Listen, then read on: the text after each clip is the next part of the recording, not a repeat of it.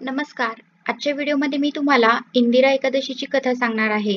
पण त्याआधी तुम्ही चॅनलवरती नवीन असाल तर चॅनलला लाईक करा आणि सबस्क्राईब देखील करा. कमेंटमध्ये श्री स्वामी समर्थ लिहायला विसरू नका. धर्मराज युधिष्ठिर म्हणू लागले की हे परमेश्वरा, भाद्रपद कृष्ण एकादशीचे नाव काय आहे? त्याची पद्धत आणि परिणाम काय आहे? तर कृपया मला सांगा.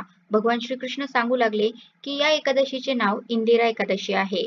ही एकादशी पापांचा नाश करणारी आणि पूर्वजांना अधोगतीपासून मुक्त करण्यासाठी आहे. अरे राजन, ही कथा काळजीपूर्वक ऐका. वायपे यज्ञाचे फळ फक्त ते ऐकून प्राप्त होते. प्राचीन काळी सत्ययुगाच्या काळात महिष्मती नावाच्या शहरात इंद्रसेन नावाचा एक भव्य राजा आपल्या प्रजेचे नीतिमान पालन करून राज्य करायचे.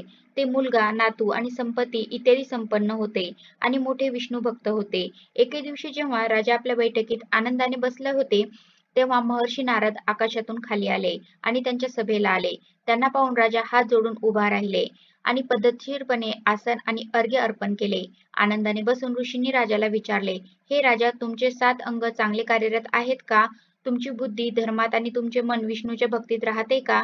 देवश्री नारदाच्या अशा गोष्टी ऐकून राजा म्हणाला, हे महर्षी, तुमच्या कृपेने माझ्या राज्यात सर्वजण चांगले काम करत आहेत आणि यज्ञविधी येथे केले जात आहेत. कृपया तुमच्या आगमनाचे कारण सांगा. तेव्हा ऋषी म्हणू लागले की हे राजा, तुम्ही माझे शब्द लक्षपूर्वक ऐका. एकदा मी ब्रह्मलोकाहून यमलोकाला गेलो, जिथे मी यमराजाची आदरपूर्वक पूजा केली आणि नीतिमान आणि सत्यवादी धर्मराजाची स्तुती केली. त्याच यमराजाच्या सभेत एका मोठ्या विद्वान आणि ईश्वर भक्ताने एकादशीचा उपवास मोडल्यामुळे तुमच्या वडिलांना पाहिले. त्यांनी संदेश दिला म्हणून मी तुम्हाला सांगतो. ते म्हणाले की मी माझ्या मागील जन्मात काही विघ्नामुळे यमराज जवळ राहत होतो. म्हणून जर पुत्राने माझ्या निमित्त इंदिरा एकादशीचा उपवास केलास तर मी स्वर्ग प्राप्त करू शकतो. हे ऐकून राजा म्हणू लागला, हे महर्षी, तुम्ही मला या व्रताची पद्धत सांगा. नारदजी सांगू लागले, भाद्रपद महिन्याच्या कृष्ण पक्षाच्या 10व्या दिवशी सकाळी श्रद्धेने स्नानाने निवृत्त झाल्यानंतर दुपारी पुन्हा नदी इत्यादीवर जाऊन स्नान करावे. मग श्रद्धेने पूर्वजांचे श्राद्ध करा आणि एकदा भोजन घ्यावे. एकादशीच्या दिवशी पहाटे स्नान करून भक्तीसह उपवासाच्या नियमांचे पालन करावे. वचन घ्या की मी आज सर्व भोग त्यातून एकादशीचा उपवास करेन.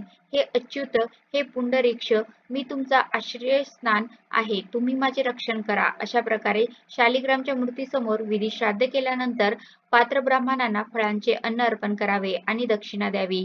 पूर्वजांच्या श्राद्धातून जे काही उरले आहे त्याचा वास घ्या, तो गायीला द्यावा आणि धूप, दिवा, सुगंध, फुले, नैवेद्य इत्यादी सर्व गोष्टींनी भगवान ऋषिकेशची पूजा करावी. रात्री देवाजवळ जागरण करावे. यानंतर द्वादशीच्या दिवशी सकाळी परमेश्वराची पूजा केल्यानंतर ब्राह्मणांना भोजन द्यावं. तुमच्या भावा बहिणीसह पत्नी आणि मुलगा तुम्हीही शांतपणे ग्रहण करावे.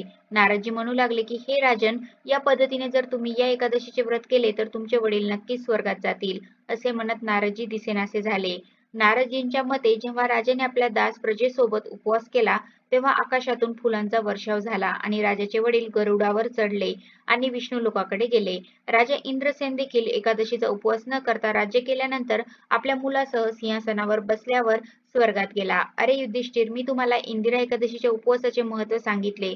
ते वाचून आणि ऐकून मनुष्य सर्व पापांपासून मुक्त होतो आणि सर्व प्रकारच्या सुखांचा उपभोग घेतल्यानंतर मनुष्य वैकुंठाला प्राप्त होतो. कसा वाटला तुम्हाला माझा आजचा व्हिडिओ? कमेंट करून नक्की सांगा. धन्यवाद.